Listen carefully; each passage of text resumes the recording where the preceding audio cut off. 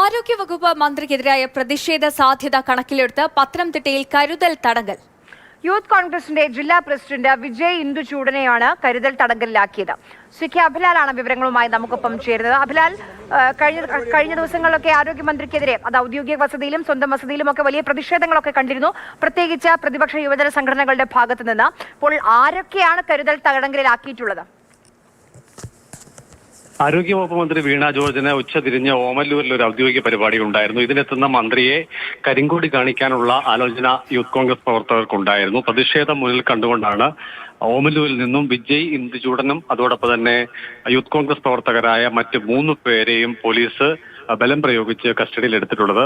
മന്ത്രി പരിപാടി പൂർത്തിയാക്കി മടങ്ങിയ ശേഷം മാത്രമേ ഇവരെ വിടുകയുള്ളൂ എന്നുള്ളതാണ് പോലീസിൽ നമുക്ക് ലഭ്യമാവുന്ന അനൌദ്യോഗിക വിവരം. അതേസമയം തന്നെ PJ കുര്യൻ പറഞ്ഞ ചില വാക്കുകളെ പകർത്തിയെടുത്തുകൊണ്ട് രാഹുൽ മാങ്കൂട്ടം ഈ ദൃശ്യങ്ങൾ, നമ്മളിപ്പോൾ ടെലിവിഷനിൽ കാണുന്ന ദൃശ്യങ്ങൾ ഫേസ്ബുക്കിൽ പോസ്റ്റ് ചെയ്തുകൊണ്ട് PJ കുര്യനെതിരെ പരിഹാസ രൂപേണയുള്ള ഒരു മറുപടി കൂടി വന്നിട്ടുണ്ട്.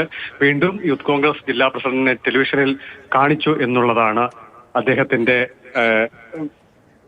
പോസ്റ്റിലെ പ്രധാനപ്പെട്ട വരി. കണ്ണുള്ളവർ കാണട്ടെ, കാതുള്ളവർ കേൾക്കട്ടെ എന്ന് പറഞ്ഞുകൊണ്ട് സംസ്ഥാന അധ്യക്ഷൻ ഈ ദൃശ്യങ്ങൾ ഫേസ്ബുക്കിൽ പങ്കുവച്ചിരിക്കുന്നു. അതുവഴി PJ കുര്യന്റെ വിമർശനത്തിന് പരിഹാസ രൂപേണയുള്ള മറുപടി കൂടിയാണ് രാഹുൽ മാങ്കൂട്ടത്തിൽ നൽകുന്നത്.